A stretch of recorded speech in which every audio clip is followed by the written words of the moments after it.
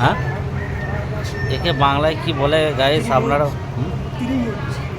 আপনারা বলবেন, কিন্তু এখানে তো একে মশলা ধোসা বলে। তো আমাদের বিহারি বলবে কি বলে একে বাংলায়? ত্রিভুজ। ত্রিভুজ।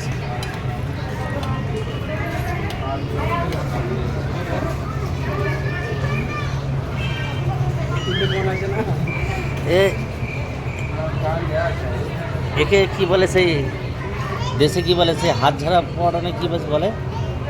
হ্যাঁ, হুম,